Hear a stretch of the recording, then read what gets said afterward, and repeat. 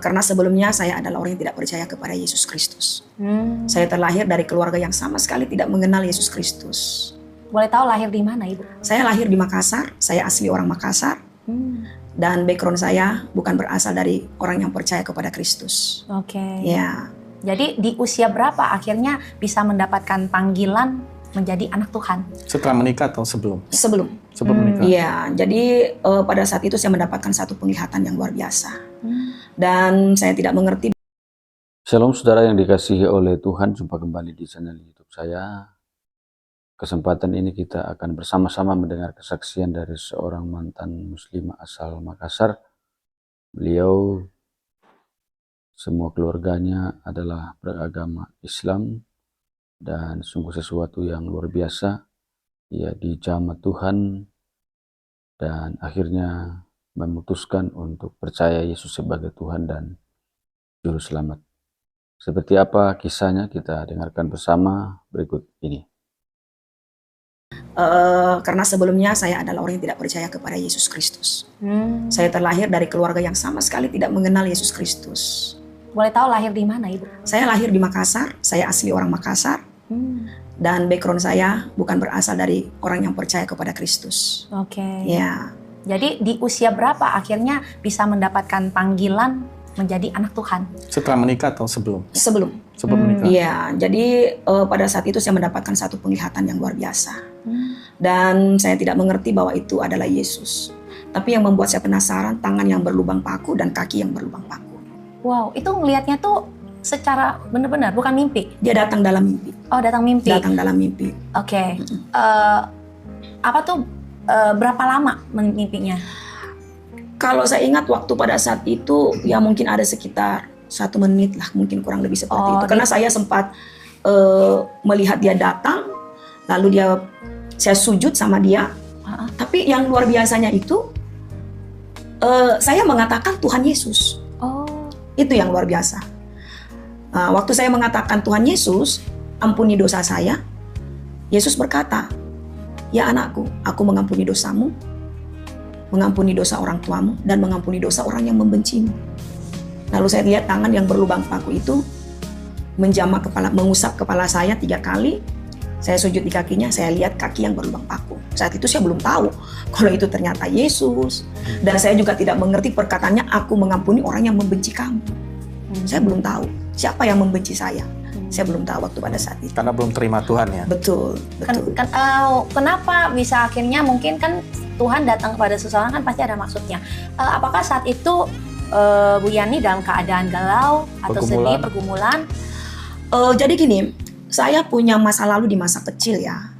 Karena papa saya kan punya istri 3. Ya, karena di agama sebelumnya memang 3-4 itu pun nggak jadi masalah ya. Seperti itu. Nah, tapi saya tidak mendapatkan keadilan dari orang tua. Dari papa saya sendiri. Jadi papa saya itu tidak bisa berlaku adil dalam kehidupan saya bersama adik-adik saya yang lain. Jadi ada memiliki rasa kecewa, rasa sakit hati kepada papa kandung sendiri. Seperti itu. Bahkan saya merasa bahwa papa saya itu tidak adil. Jadi kekecewaan itu sudah mendarah daging dari sejak saya mengetahui papa saya punya istri dan sudah punya anak dari istri ketiganya, seperti itu. Jadi itu yang berarti kan sebelum ketemu Tuhan Yesus tuh Bu Yani tuh mengalami kayak depresi mental gitu? Betul. Iya, betul sekali. Okay.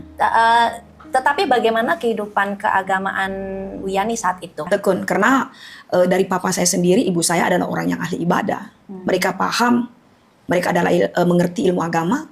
Bahkan di usia saya 5-6 tahun itu saya sudah aktif dalam, sudah diajarkan dalam kegiatan keagamaan. Iya, nah, betul. Kalau tadi disebutkan papa itu ahli agama, mestinya kan papa itu punya teladan di dalam kasih ya. Ada nggak Ibu Yani melihat teladan Justru saya melihat teladan dia sebagai seorang pelaku agama, teladan. Tapi yang buat saya kecewa, dia mengajarkan saya untuk kejujuran, tapi dia sendiri tidak jujur. Soal mengkhianati mamanya? Mengkhianati mama saya. Mengkhianati mama saya. Jadi saya mengetahui pengkhianatan mama saya itu pada saat papa saya sudah memiliki anak dari istri ketiga. Seperti itu. Saya melihat kekecewaan hati ibu saya, dan saya melihat bagaimana papa saya tidak berlaku adil terhadap kehidupan ibu saya dan juga saya. Disitulah yang membuat saya bahwa kok dia yang mengajarkan saya untuk jujur, tapi malah dia sendiri yang tidak jujur, membohongi saya, membohongi ibu saya. Seperti itu. Tapi saya mau nanya nih, kalau di agama tersebut kan boleh lebih dari satu istrinya ya. Nah, kenapa dari mama tuh seperti nggak menerima? Gimana tuh? Karena di istri pertama kan kedua mama akur. Oh, istri kedua mamanya. Mama saya istri kedua. Istri pertama, istri kedua akur. Karena waktu ada komunikasi yang baik. Tapi setelah istri ketiga ini, papa diam-diam. Tidak diketahui oleh istri pertama, tidak diketahui oleh istri kedua. Untuk menikah pun. Harusnya dikasih tahu. Harusnya tanpa dikasih tahu. seizin. Ya, tanpa seizin. Harusnya kan izin dulu yang pertama, kedua, baru menikah yang ketiga. Nah, papa tidak izin yang pertama, kedua. Akhirnya disitulah kekecewaan ibu saya. Oh. Iya. Tapi akhirnya dengan istri ketiga pun memang nggak akur akhirnya? Enggak. Oh, nggak akur karena dibohongin. Tapi kalau izin mungkin akur jadinya? Kalau izin mungkin akur. Oh, karena gitu doang ya? Iya. Tapi sebenarnya kan kalau dikatakan izin dan adil, bagaimana bisa adil? Tidak akan bisa adil. Nggak bisa ya? Tidak bisa adil. Susah, manusia itu kan susah Betul. berlaku adil. Betul. Jadi kalau yang seperti itu biasanya terjadi ada yang merasa kurang diperhatikan. Ya, Iya. ya. Nah, buktinya kan dari ibu saya sendiri memang tidak adil. Saya sendiri juga merasakan sebagai seorang anak, papa saya tidak berlaku adil.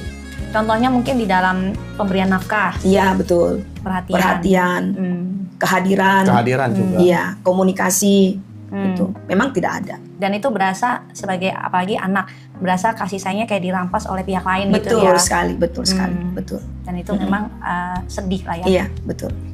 Ya, akhirnya nah, pertanyaan saya tuh tentang penglihatan di dalam mimpi tentang Tuhan Yesus. Nah, ini sedikit dari orang-orang yang biasa saya dengar, orang bilang kalau pertemuan penglihatan itu, kamu ketemu jin gitu. Nah, itu ada ya banyak yang orang-orang ngomong gitu ya. Iya, betul. Nah, kalau dari Bu Yani sendiri tuh kan dulu masih prinsip agama lama nih. Iya, betul. Pernah punya perasaan gitu gak? Enggak sih, karena begini ya, waktu pada saat perjumpaan pertama itu, ya, mungkin kalau saya tidak melihat tangan yang berlubang paku, kaki yang berlubang paku, saya tidak akan pernah bertanya siapa yang datang, dan saya tidak memiliki penasaran. Saya tidak ada rasa penasaran gitu loh. Tapi waktu pada saat saya lihat tangan yang berlubang paku itu mengusap kepala saya 3 kali, itu seperti itu, lalu saya sujud di kakinya, saya lihat kaki yang berlubang paku itu, di situ membuat saya, siapa dia? Sebelumnya belum kenal siapa Tuhan Belum Yesus. kenal. Tidak tahu siapa Tuhan Yesus. Karena dari latar belakang keluarga memang tidak ada yang Tapi kan di tahu. Indonesia kan ada namanya agama Kristen Katolik kan dari dulu. Iya. Tahu dong, harusnya Yesus pernah dengar dong.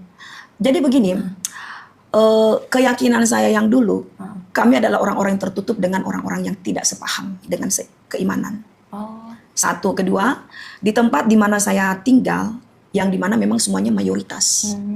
Mayoritas dari orang yang tidak mengenal Yesus. Seperti itu. Jadi kalau untuk mendengarkan tentang Yesus atau tentang gereja, kami itu sangat awam. Ya, karena dulu mungkin tidak ada media sosial. Betul ya. sekali. Jadi dari cerita-cerita orang dekat hampir tidak ada. Betul sekali. Tapi betul. tahu bahwa di Indonesia ada 5 agama, yaitu bla bla bla bla, termasuk Kristen dan Katolik. Cuman nggak tahu Tuhannya namanya siapa seperti gitu. apa ya, betul. Kalau oke. mengenal agama, agama ini, agama itu tahu. Tapi kalau untuk mengenal siapa Tuhan mereka, namanya siapa, tidak tahu. Iya, betul sekali. Oke. Nah, setelah dari mimpi itu, apa respon ibu besoknya? Iya. Nah, saya sampaikan sama orang tua, sampaikan kepada mama, sampaikan kepada papa. Ternyata respon mereka itu tidak menerima. Mereka mengatakan bahwa itu hanya ilusinasi kamu, hanya dongeng kamu. Bagaimana mungkin Yesus yang Tuhannya orang Kristen bisa datang dalam mimpi kamu? Jadi saya bilang tidak benar. Ini benar, saya bilang. Apa yang mama katakan itu benar. Saya bilang begitu. Cuma yang membuat saya penasaran, mah, tangan yang berlubang paku itu. Kenapa tangannya ada lubang, kakinya ada lubang? Nah, ibu saya bilang, kamu jangan jadi orang bodoh. Kamu tuh berbicara seperti orang gila. Jangan ngomong seperti itu. Kami tidak pernah menyembah siapa itu Yesus. Itu saat diketahui oleh papa saya marah sekali. Karena papa saya adalah orang yang memang menutup diri dengan kepercayaan lain. Betul. Dan berapa lama tuh mereka marah, dan apakah pada akhirnya mereka menerima iman Bu Yani? Cukup lama. Cukup lama ya. Ya, dari tahun 2000, tahun 2024 baru kami baik. Wah, 24 tahun. Luar lama biasa. sekali. Wow. Jadi selama ya, Itu sangkal diri. Betul. Pikul salib. iya, selama 20-an tahun itu hubungan dengan orang tua itu seburuknya gimana? Apakah memang benar-benar putus komunikasi atau Ibu Yani pernah dipukul gitu? Atau dicoret dari harta warisan? Ya, kalau dicoret dari harta warisan, ya satu. Kedua, tidak diakui. Ya, dihina. Bahkan sosial mental saya itu menyerang sosial dan mental saya. Seperti itu. Psikis saya ya, psikis saya. Kalau dibilang dipukul, itu saya sudah mengalami apa yang dilakukan oleh papa saya sendiri. Dari dia tahu bahwa saya percaya kepada Yesus, itu sudah mengalami penolakan dari papa saya sendiri. Seperti itu. Tapi kalau untuk jadi gini, selama saya mengikuti Kristus itu tahun 2000 saya dibaptis itu, di situ sudah ada penolakan. Tapi saya masih ada di kampung halaman. Saya terpisah dari orang-orang yang saya kasihi. Bahkan saya benar-benar hidup sendiri. Kenapa saya katakan hidup sendiri? Ya benar-benar sendiri, susah sendiri, merasakan sendiri, menderita sendiri tanpa ada bantuan dari orang tua, dari saudara, apalagi dari bapak saya. Seperti itu. Jadi ngekos atau kontrak?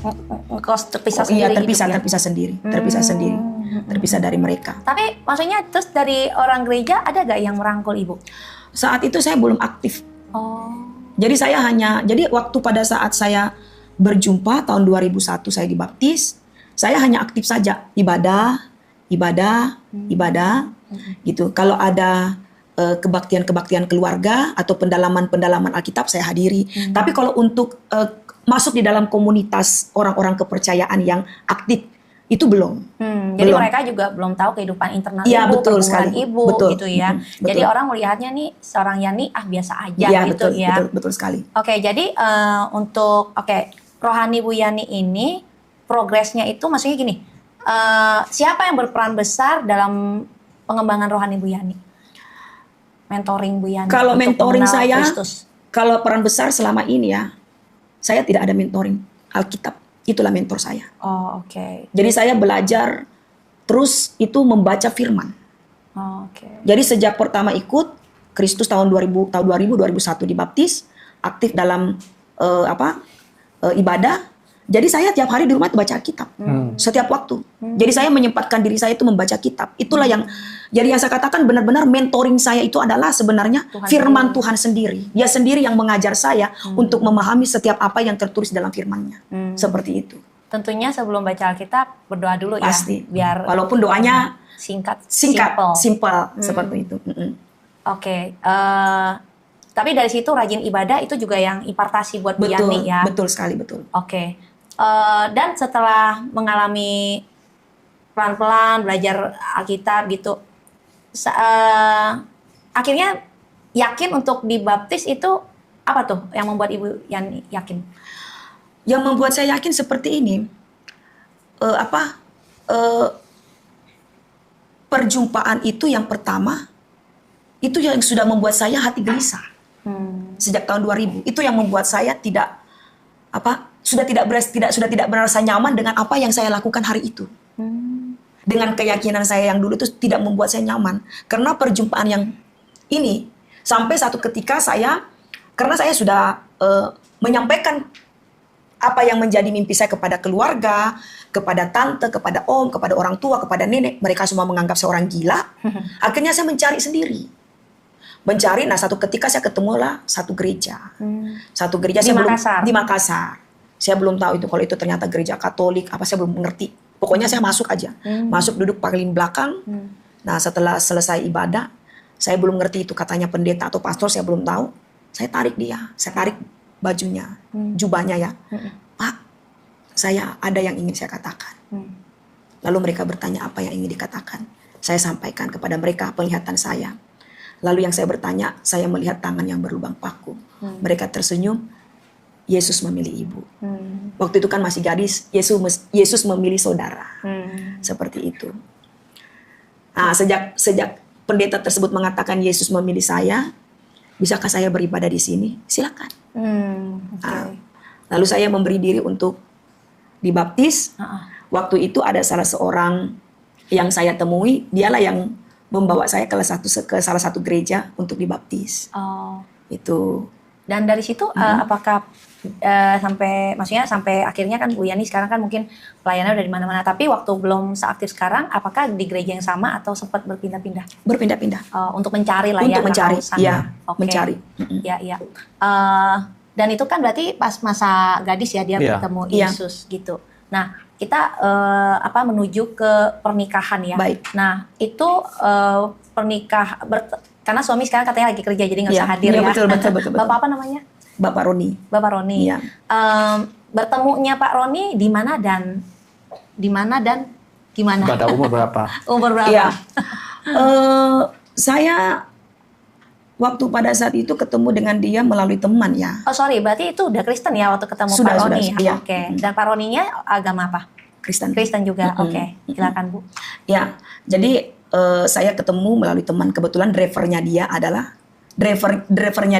pacar drivernya dia itu adalah sahabat saya. Oh.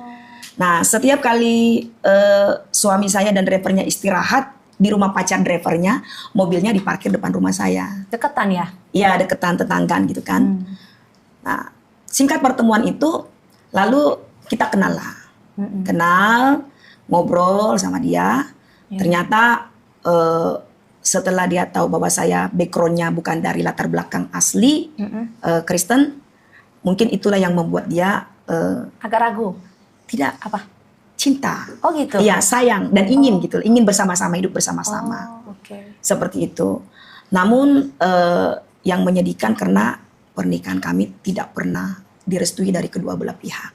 Oh. Seperti itu. Dari orang tua dia juga tidak. Orang tua dia juga tidak Tapi merestui. maksudnya dia mengetahui ibu backgroundnya beda, maksudnya background agama. Iya, betul. Nah, terus membuat dia cinta apa dasar? Maksudnya kenapa bisa berpikiran gitu? Tuh dasar pemikirannya? Karena dia terima Yesus. Iya, betul sekali. maksudnya Karena dia itu. dari orang yang tidak percaya menerima Menjadi Yesus. percaya. Jadi seiman. Salut, gitu betul, ya. betul. Oke, ini orang Betul. keren nih radikal Iya, imannya. betul.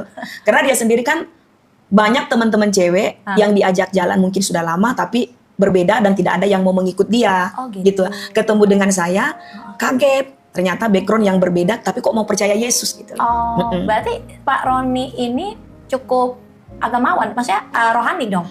Kalau dibilang Maksudnya- rohani sih, waktu saya lihat pada saat itu biasa-biasa aja ya. Tapi memang dia tipe laki-laki yang memang meneguhkan iman dia. Dia sangat yakin dengan imannya dia, gitu loh. Oke, meskipun mungkin saat itu belum orang pelayanan, belum cuman yakin. dengan Oke. imannya dia, betul. Dia berarti kalau dia ibu temennya pacarnya driver dia, berarti dia tuh bos ya Bu ya? Atau atasan atau manajer? Kalau posisinya? dibilang bos sih bukan ya, tapi dia salah satu waktu pada saat itu di usia muda dia sudah memiliki jabatan di perusahaan dan perusahaan mempercayakan dia inventaris untuk dipergunakan. Oh oke, Seperti berarti itu. dia sosok yang cukup berprestasi di dalam pekerjaannya. betul. Oke, istilahnya ibu dapat yang ekonominya lumayan lah ya, Ya, nggak yang berantakan ya, lah betul, ya. Tapi bagaimana nih kehidupan selanjutnya? Saya mau nanya nih, katanya soalnya mengalami badai-badai yang luar biasa juga nih. Ya, betul sekali. Oke, singkat cerita, akhirnya bagaimana menikahnya tuh? Umur berapa itu? Iya. Saya waktu pada saat itu 20 ya, hampir. Tapi Jalan akhirnya 20. direstuinya tanpa restu atau dengan restu? Iya. Jadi gini, pernikahan kami itu sebenarnya pernikahan yang memang bertentangan dari kedua belah pihak. Di sisi satu, keluarga dia tidak menyetujui pernikahan kami, karena biasalah kalau orang-orang di sana kan mereka lebih senang kalau menjodohkan. Oh gitu. Jadi sebenarnya dia itu sudah ada jodoh dari keluarganya dia sendiri. Namun mungkin karena dia tidak suka ketemu dengan saya, dengan background yang memang Agak berantakan gitu ya ya. betul. Nah, kami menikah, tapi di sisi satu ibu saya juga tidak menyetujui. Kenapa? Karena ternyata saya memiliki pasangan bukan yang Seiman. yang dulu. Iya. Mau ibu saya kan yang dulu, kembali yang dulu, Oke. gitu. Tapi saya tidak memilih ke sana. Tapi waktu itu kan masih posisi ibu masih muda Kristen dan sudah menjadi Kristen.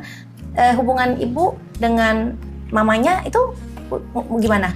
Kalau hubungan saya dengan mama, bagi saya baik, tapi mama yang Oh oke. Jadi kayak satu arah lah ya istilahnya, tetapi masih Iya, berkomunikasi masih saat berkomunikasi, itu ya. ya, betul. Oke, ya. Dan kemudian akhirnya menikah, istilahnya gantung lah ya restunya itu kayak gantung. Betul, gantung. Ya. Nah, Pak Roni usianya saat itu umur berapa? Berapa ya? Lebih tua? Kami Sama-sama? beda 8 tahun. Oh, berarti Dia- 28. Iya. Ya, dia lebih. 28. Oke. Iya. Dan akhirnya menikah langsung punya Di anak. dalam Tuhan itu waktu itu. Diberkatin Diberkati. di gereja ya. Diberkati di Oke. gereja. Berarti sama-sama udah dalam Tuhan. Mestinya hidupnya bahagia ya. Iya, Iya. mestinya. Tapi kan kenyataannya bagaimana prakteknya? Punya anak, akhirnya punya anak di tahun berapa? Setahun. Oh. Setahun baru kami punya anak. Oke. Nah, dirasa ada berapa lama merasakan pernikahan itu bahagia? Pernikahan itu saya rasa ya bahagianya itu kurang lebih sekitar 3 atau 4 tahun lah. Oh, setelah itu berarti menginjak tahun keempat mulai terjadi badai. Terjadi badai, Oke. betul. Mm-mm. Awal terjadi badainya tuh apa tuh kalau boleh dilukiskan? Jadi waktu itu saya sedang mengandung anak anak yang satu. ya Oh, di usia keempat baru punya anak ya? enggak usia jadi 2 tahun pernikahan anak pertama. Oh, ini anak kedua. Ya, anak Ambil ya. anak kedua. Oke. Jadi waktu itu saya sedang mengandung anak ya. Saya sedang hamil. Terus tiba masa di mana waktu saya akan melahirkan. Nah, waktu saya akan melahirkan saya bilang sama dia bahwa seminggu lagi dokter sudah menjadwalkan bahwa saya akan bersalin. Berarti kamu harus cuti nemani saya untuk bersalin. Karena nggak ada keluarga. Orang tua nggak ada. Mertua juga tidak bisa seperti itu. Tapi ternyata suami bilang, mohon maaf, saya tidak bisa. Kenapa? Saya harus keluar kota. Saya ada tugas di luar kota. Hari ini juga saya harus berangkat. Oh ya sudah. Karena saya adalah tipe wanita yang cukup memahami, mengerti tentang pekerjaannya dia. Ya sudah, berangkatlah dia hari itu. Jadi seminggu kemudian saya bersalin. Ya, komunikasi bagus, seperti tidak ada masalah apa-apa. Dia tahu saya sudah melahirkan, dia tahu saya melahirkan putri yang cantik buat dia, seperti itu kan, anaknya sehat. Lalu setelah saya tiba di rumah, kira-kira usia anak saya itu 21 hari, 3 minggu ya. 3 minggu, drivernya datang ke rumah. Drivernya datang ke rumah, waktu drivernya datang ke rumah, drivernya bertanya, Bu, ada bapak? Saya bilang, bapak nggak ada. Bapak sudah hampir 1 bulan di luar kota. Dia bilang, oh begitu ya Bu? Saya bilang, iya. Emang ada apa? Memang bapak nggak sama-sama dengan suami saya. Akhirnya driver ini ngomong, saya pengen jujur tapi ibu jangan bilang-bilang sama siapa-siapa. Ya nggak apa-apa, jujur, emang ada apa? Saya bilang, mohon maaf Bu, bapak sudah beberapa bulan ini tidak tugas di luar kota. Saya bilang, jangan bohong. Dia bilang, iya Bu, bapak beberapa bulan ini sudah tidak tugas di luar kota. Karena saya sendiri yang selalu membawa bapak. Jadi sekarang bapak di mana? Dia bilang, bapak sekarang ada di salah satu tempat. Dia hidup serumah dengan seorang perempuan. Nah, perempuan ini sering dibawa sama dia saat dia keluar kota. Jadi kalau suami saya tugas di luar kota, perempuan ini mendampingi. Seperti itu. Jadi di mana suami saya tugas, perempuan ini selalu ada. Jadi udah selingkuh sebelumnya. Iya, seperti itu. Selama 3 tahun itu udah Ya, mulai sudah selingkuh. ada, sudah ada, Oke. tapi saya belum tahu kan. Nah, akhirnya driver ini bilang, Bu, saya pengen ngomong tapi jangan disampaikan ya. Sekarang bapak di mana?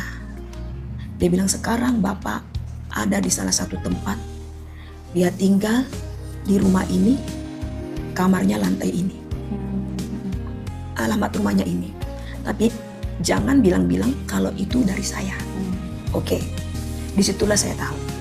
Waktu saya tahu peristiwa itu, perempuan mana yang tidak hancur, sakit hati. Di situ semuanya muncul kembali kepahitan di masa lalu. Saya melihat bagaimana ibu saya tahu kalau papa saya kawin lagi. Itu pun juga yang saya alami. Malu ya. Malu, sakit, Malu, sakit Malu, hati, marah, kecewa, membenci, semuanya hancur lah pokoknya. hancur, hancur sekali. Akhirnya setelah mengetahui itu rumah tangga udah pasti goyang banget gitu. Goyang. Marah-marah segala macam. Tidak Nah, ada kepercayaan lagi. Iya, tapi perempuan itu akhirnya sampai berapa lama meninggalkan atau ditinggalkan? Saya tidak tahu sampai hari ini berapa lama dia ditinggalkan. Tapi saat saya tahu dia setelah saya terima alamat dari driver, saya mengunjungi. Saya ketemulah di sana dengan suami saya. Oh. Saya ketemu dengan suami saya di tempat tersebut.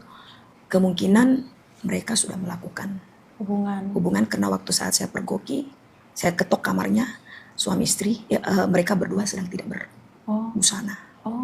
Jadi posisi suami saya tidak pakai baju, posisi perempuan juga berselimut, tidak menggunakan busana. Nah waktu saya ketemu itu, saya kecewa, saya marah. Saya pikir suami saya bisa menerima saya, kedatangan saya, bisa membela saya. Tapi rupanya suami saya malah memukul saya di depan perempuan tersebut. Karena kekerasan terjadi, saya memberontak. Akhirnya pihak orang yang ada di lingkungan itu tidak bisa melerai karena kan urusan rumah tangga. Jadi pihak pemilik kos teleponlah pihak kepolisian. Akhirnya pihak kepolisian datang menjemput saya, suami dan perempuan tersebut untuk membawa kita ke kantor polisi. Setelah tiba di kantor polisi, suami buat surat pernyataan bahwa dia akan menceraikan saya sebab perempuan tersebut sudah mengandung anaknya. Jadi saya bilang, bagaimana bisa? Saya ini baru sudah melahirkan. Saya baru sudah melahirkan. Anak kamu baru usia 21 hari lebih. Jadi sama-sama dua cewek mengandung nih, dua wanita mengandung dong ya? Iya, menurut dia seperti itu. Dan saya ngomong sama pihak kepolisian, Pak, saya tidak menyetujui surat pernyataan ini. Akhirnya pihak kepolisian mengembalikan kepada saya, ini urusan ibu dengan suami, kami tidak campur tangan. Mengapa?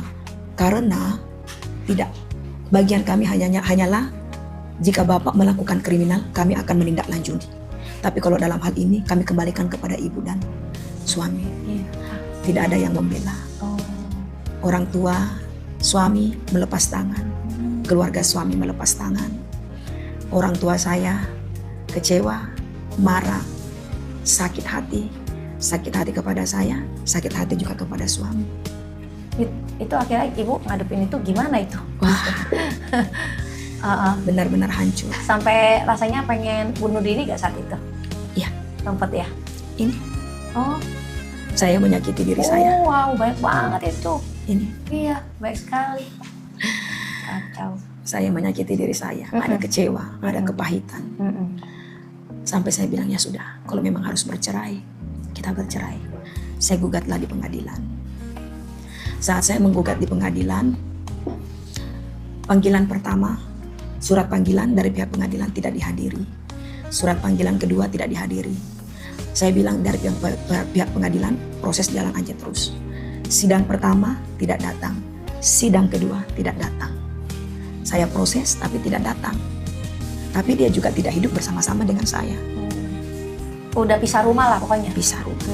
Dia sudah, jadi semenjak peristiwa di kantor polisi itu, dia sudah tinggal bersama dengan perempuan tersebut. Tadinya sebelumnya masih pulang pergi. Masih pulang pergi. Tapi kan yang sebulan nggak di rumah itu kan? Iya. Oh, dari sejak itulah. Sejak pokoknya. itulah. Kayaknya udah niat kali ya ninggalin ibu atau gitu. Sepertinya. Udah terlanjur. Sudah terlanjur. Anak, ya. Iya. Oke, jadi berapa lama tuh jadi sempat berpisah sama suaminya, pisah rumah? Sejak peristiwa itu saya proses di pengadilan karena dia tidak datang. Akhirnya saya tinggalkan. Saya bilang hidup saya hancur, anak saya hancur, rumah tangga hancur, anak sudah terpisah. Yang satu ikut mertua, yang satu ikut ibu saya. Saya sudah tidak dinafkahi secara ekonomi maupun secara kewajiban sebagai seorang suami. Tidak.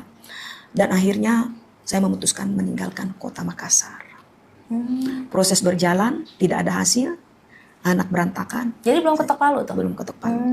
Saya meninggalkan Makassar, lalu saya pergi di salah satu daerah. Nah kebetulan waktu pada saat itu saya memiliki keterampilan. Saya punya keterampilan perawatan dan juga bisa hairstylist, seperti itu. Nah waktu saya selama proses itu berjalan, dia tidak membiayai saya bekerja. Tadinya saya kerja di salon. Kebetulan owner salon ini membuka cabang di salah satu daerah di Nusa Tenggara Timur. Dia mintalah saya untuk ke sana untuk menghandle salonnya tersebut. Saya ke sana. Waktu saya ke sana, saya dipercayakan sebagai leader di salon tersebut. Salon itu ramai karena rata-rata semuanya kan orang-orang di sana senang dandan. Ya, dan juga kebanyakan mereka yang datang itu orang-orang yang kerja di tempat-tempat malam. Seperti itu. Jadi perawatan wajah, rambut, ya, hair mask semuanya. Berapa Itu tahun tuh? Tidak lama sih, Oke. tidak lama ya, karena memang Akhirnya akhirnya ketemulah saya dengan owner cafe. apa? Owner Owner cafe. cafe. Owner cafe. Nah, owner cafe ini adalah salah satu pelanggan setia di salon tersebut. Cowok kan? Cowok. Oke. Dia Ya. ngapain di salon ibu? Ganti Gunting rambut, Dia gunting rambut, pijit-pijit. perawatan wajah, Oh, perawatan wajah, Oke. masker, Oh, gitu, cowok feeling, dandan ya? cowok dandan seperti itu. Akhirnya ketemulah saya dengan dia. Kebetulan waktu pada saat itu saya sebagai leader yang dipercayakan di sana, dia nggak mau dipegang oleh orang lain. Jadi dia maunya saya. Setiap kali dia datang, saya. Setiap kali dia datang, saya. Akhirnya dia tanya, kamu sudah lama kerja di sini? Saya bilang baru. Berapa gaji kamu di sini? Waktu itu gaji saya 800.000 di salon. Cukup. Kamu punya suami? Punya. Punya anak? Punya. Tapi kenapa kamu meninggalkan keluarga kamu kerja di sini? Saya bilang sama pemilik kafe tersebut, saya lagi ada problem dengan suami. Latar belakang, kenapa? Problemnya apa gitu? Ekonomi? Bukan. Pihak ketiga? Iya. Terus sekarang bagaimana? Kami sedang masa proses cerai. Oh begitu. Akhirnya karena seringnya komunikasi dengan dia di salon, dia tawarilah saya kerja di tempat dia, di kafenya dia. Dia bilang saya adalah seorang pemilik kafe. Kafe saya sudah lama berjalan, tapi saat ini saya membutuhkan seorang Mami Elsie. Saya tidak berpikir untuk bekerja di sana waktu pada saat itu.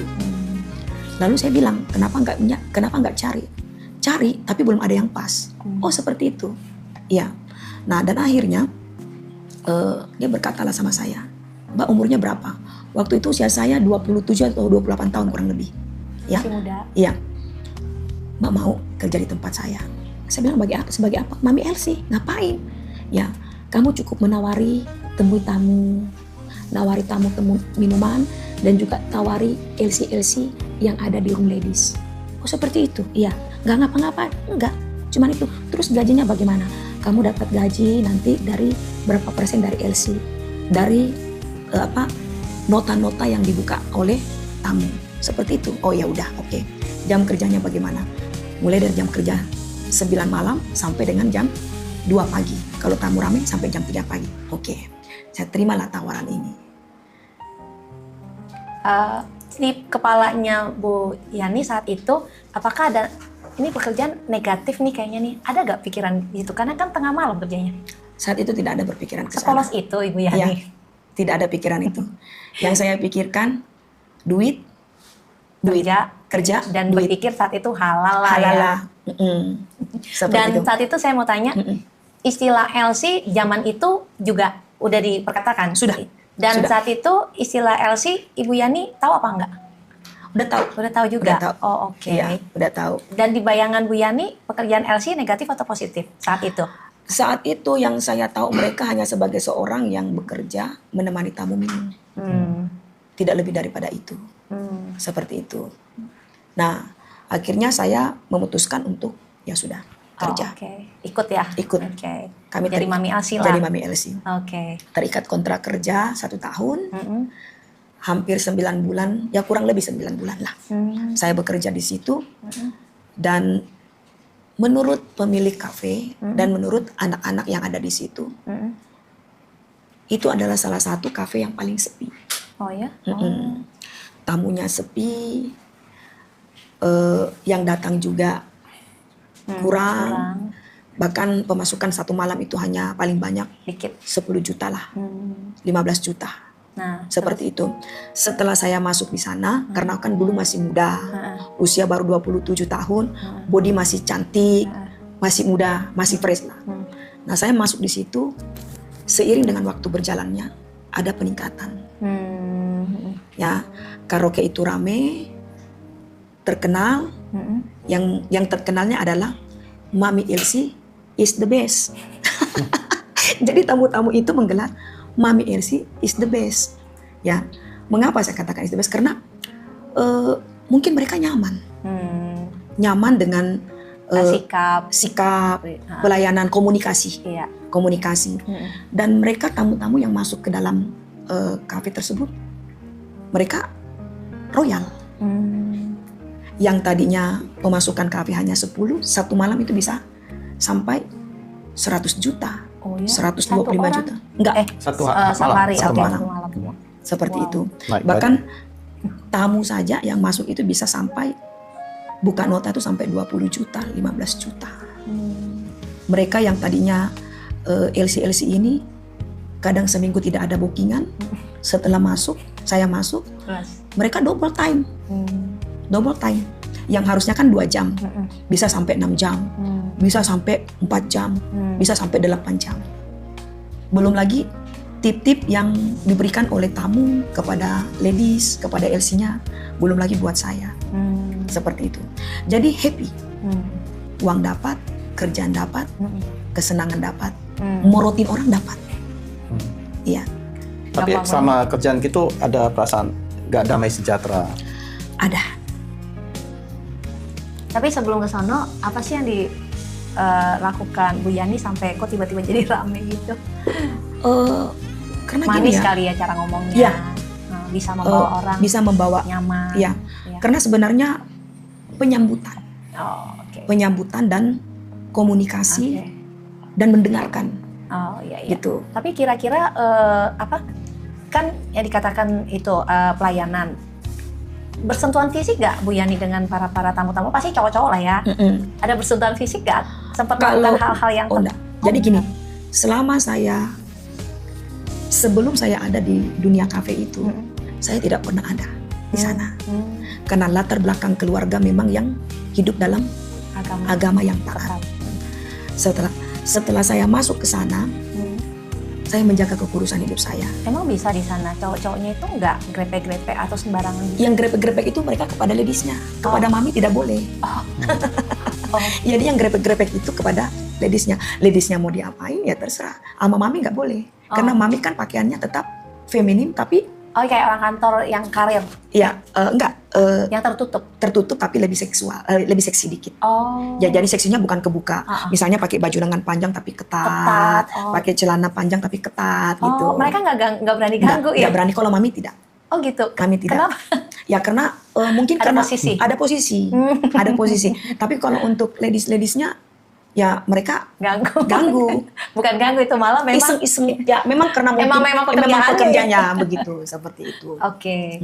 Ya, oh jadi mami nggak berani diganggu ya dia ya.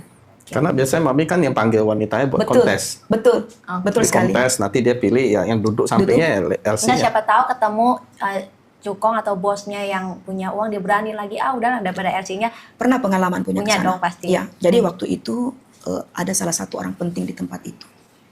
Salah satu orang penting di tempat itu memang dia adalah pelanggan setia. Jadi kalau dia mau datang, semua akses dimatikan.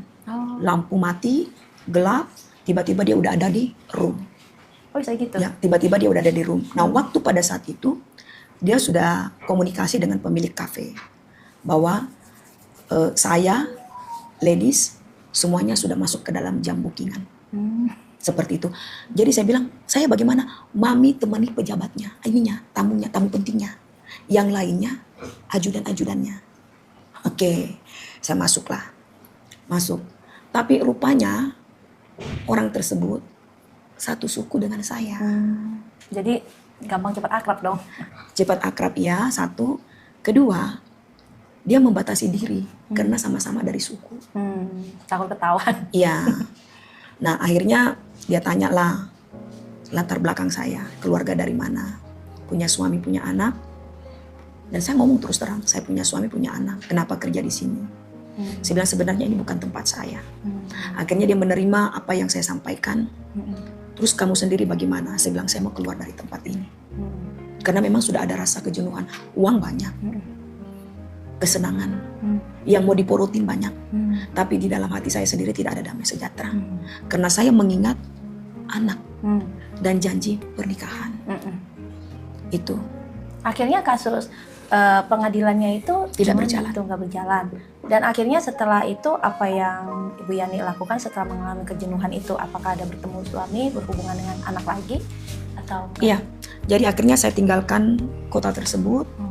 Ya, bantuan dari tamu penting tersebut.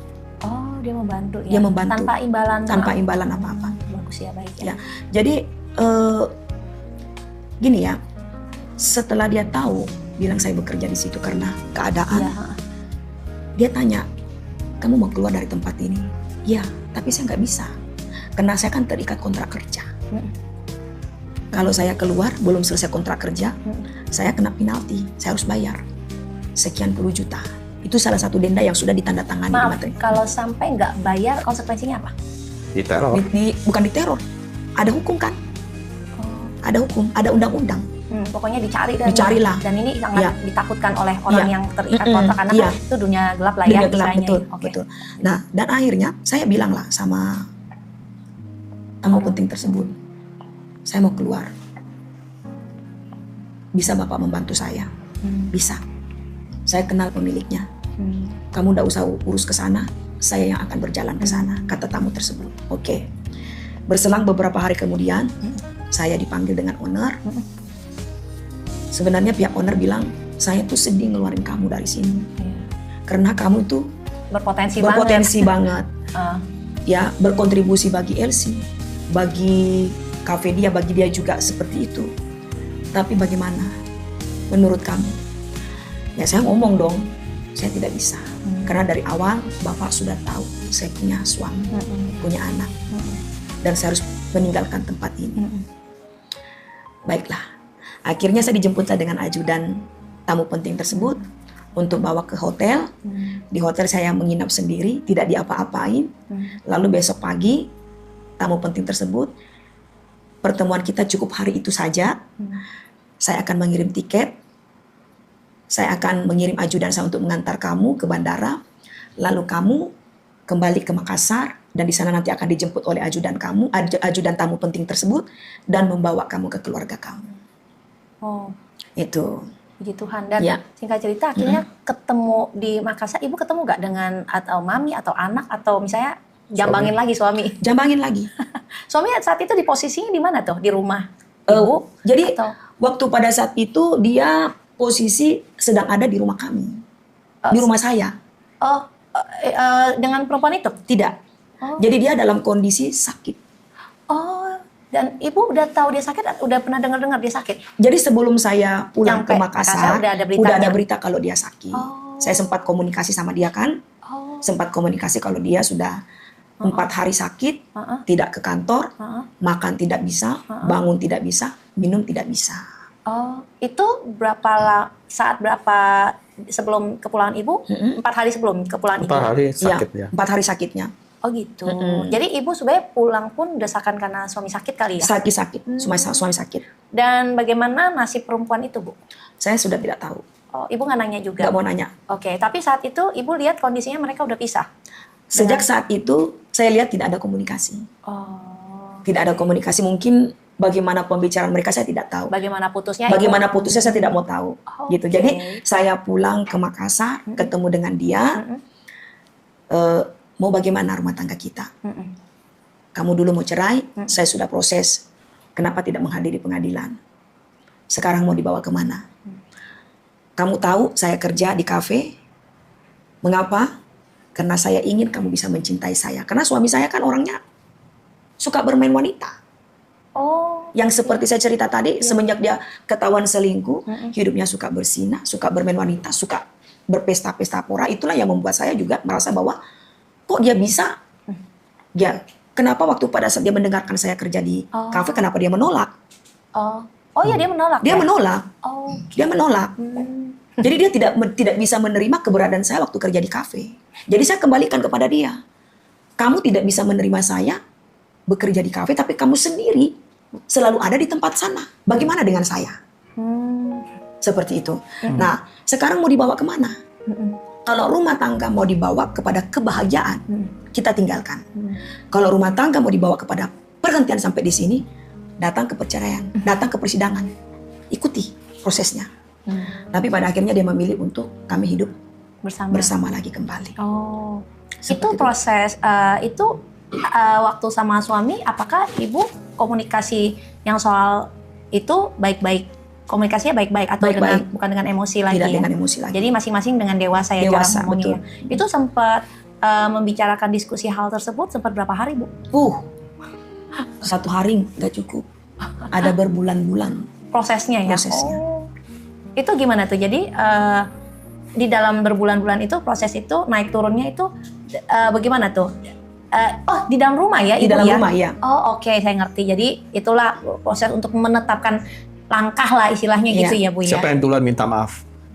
Ada maaf-maafan nggak? Kalau maaf-maafan kita sama-sama maaf-maafan.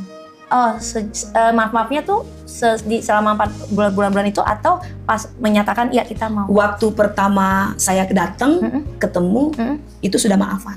Oh gitu. Sudah maaf-maafan. Tapi ada proses lagi. Iya. Ada proses untuk menetapkan untuk hati. menetapkan hati, Oh. menyelesaikan keadaan, Oke. seperti itu. Nah, yang membuat dia tertegun. Jadi gini, waktu pada saat itu saya ambil anaknya.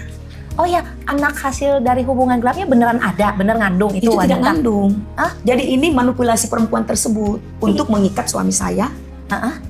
Gimana? Itu anaknya dari itu yang Ibu ngomong? Jadi gini, perempuan itu mengaku dia sudah hamil. Mengandung. Iya. Jadi suami saya memutuskan untuk bercerai karena perempuan tersebut tidak mengandung. Tetapi setelah seiring berjalan, Mengandung karena perempuan itu mengandung, ya kayak bisa dengan ibu. ya, tapi ternyata tidak ada. Ini Ternyata tidak mengandung. perempuan itu tidak mengandung. Hanya mengaku dirinya dia Bohong. mengandung, bohong, dia berbohong. Oh maksudnya dia berbohongnya kepada ibu Kepada, ya atau betul. kepada suami? Dia berbohong kepada saya, kepada suami. Oh gitu. Mm-mm. Supaya memisahkan ibu. Memisahkan kayaknya. saya. Wah. Dan yang ibu ngomong mengambil anak itu anak siapa? Anak saya, Maaf, saya kira anak Bapak. Anak Bapak. Enggak. Maaf. anak saya. Jadi saya ambil anak-anak saya, anak-anak saya dudukin di kursi, kasih duduk. Terus kita duduk berdua. Coba kita pandang anak kita. Wow. Coba kita lihat itu. Anak kan masih kecil-kecil, Iya. lucu-lucunya, Iya. gemes-gemesnya, Itu yang akhirnya meluluhkan hati meluluhkan suami hati. ya. Saya duduk, dia duduk, suami duduk, anak di depan. Kita lihat aja. Gak usah ngomong-ngomong, saya bilang. Lihat anak. Kita duduk. Anak saya, papa, mami, papa gitu kan. Akhirnya kita nengok. Sanggup gak kita? Enggak. Sanggup gak kita? Enggak. Coba saya tarik tangannya lagi. Coba diam. Kita lihat, kita tatap anak kita. Sanggup gak? Bisa yuk. Bisa. Ayo. Kamu pilih perempuan itu. Tidak. Akhirnya Merangkul. merangkul. Di situ cair lah. Cair. Dan dari sejak itu akhirnya berjalan terus growing and progressing sampai hari ini. Sampai Bu. hari ini. Puji Tuhan. Puji Tuhan. Dan suami sudah meninggalkan dosanya itu. Meninggalkan dosanya, sudah benar-benar nggak balik ke Tidak kubangan lagi, tidak kan. lagi. Walaupun proses pertumbuhan iman kami berbeda. Oke, iya. Seperti itu. Yang penting dia sudah komitmen meninggalkan hidup lamanya lah Hidup istilahnya lamanya, ya. betul. Ya, terus saya mau nanyanya ini, dengan wanita itu saat ibu cair berdua itu, dia hubungan dengan wanita itu masih ada yang. Setahu saya waktu pada saat itu sebenarnya masih. Oh, oke. Tapi saya tipikal wanita yang pasti suami saya berubah. Oke. Pasti suami saya berubah. Oke. Saya pasti percaya suami saya berubah. Oke. Walaupun kadang jam pulang kantor meleset sedikit. Oke. Kadang tiba-tiba ada meeting, kadang tiba-tiba ada entertain gitu kan. Gak apa-apa. Saya pasti percaya suami saya. Jadi saya mencoba untuk menguatkan hati saya bahwa rumah tangga saya bahagia.